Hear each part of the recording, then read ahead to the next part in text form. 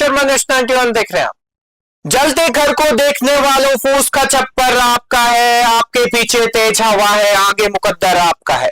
उसके कत्ल पे मैं चुप था, मेरा नंबर अब आया, मेरे कत्ल पे आप चुप है, अगला नंबर आपका है। ये पंक्तियां आज के उस घटनाक्रम पर बिल्कुल सटीक बैठती है जहां सोनम वांगचुक 21 दिनों से अपनी मांगों को लेकर जंतर मंतर पर आमरण अनशन पर बैठे थे। सरकार ने उनकी मांगों को सुनने या जनता की आवाज को समझने के बजाय उन्हें जबरन उठाया और अस्पताल पहुंचा दिया। सफेद चादरों की ओट में छिपाकर की गई ये कैसी कार्रवाई थी? क्या एक लोकतांत्रिक देश में शांतिपूर्ण आंदोलन करने वालों का हिस्सा और हक अब यही होगा? आज सत्ता के गलियारों में बैठे लोग जो राजनीति के नाम पर देश चला रहे हैं, वो शायद ये भूल गए हैं कि ये वही जनता है जिसने उन्हें सत्ता के शीर्ष पर बिठाया था।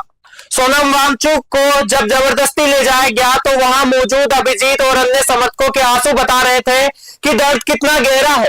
मंच पर खड़े होकर जब उन्होंने रोते हुए कहा कि अब मेरा अनशन शुरू होता है, तो यह सवाल उठता है कि क्या हमारी आने वाली पीढ़ी की किस्मत यही है?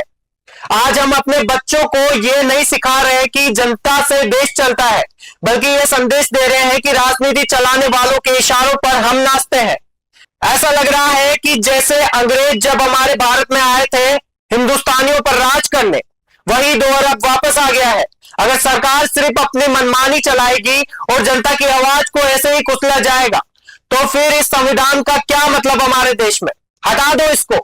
पर एक बात याद रखिएगा, आज जिस तरह भारत की जनता सोनम वांगचुक के इस अनशन के मुद्दे को हल्के में लेकर चुप है और सरकार अपनी चलाई जा रही है, देख लेना आने वाले वक्त में जनता यानी आपको भी इसी दर्द और परेशानी से गुजरना होगा। जब आपके घर वालों पर मुसीबत आएगी, जब आपका खून खोलेगा, तब आपको याद आएगा कि उस वक्त अगर हमने आवाज उठा ली होती तो शायद आज हमारा और हमारे बच्चों का भविष्य सही हाथों में होता। सरकारें आएंगी और जाएंगी, लेकिन सत्ता का यह अहंकार देश की नींव को खोखला कर रहा है। समय रहते अगर हम नहीं जागे तो इतिहास हमें कभी माफ नहीं करेगा। सत्ता को आईना दिखाना अब आपकी जिम्मेदारी है, क्योंकि आपकी चुप्पी ही उनकी सबसे बड़ी ताकत है। जागो, इससे पहले कि बहुत देर हो जाए। जय हिंद, जय भारत।